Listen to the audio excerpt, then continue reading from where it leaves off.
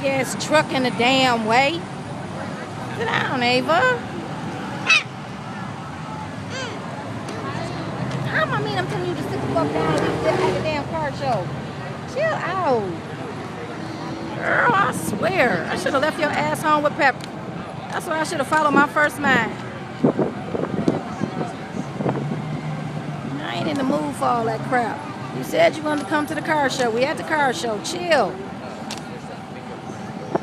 You ain't even looking at the cars. You too busy trying to be a little busybody for no reason. Chill out. You know what? Sit still. That's what you do. You need to learn to sit still. You can't play all the time. Because when you go to school, that's a halt.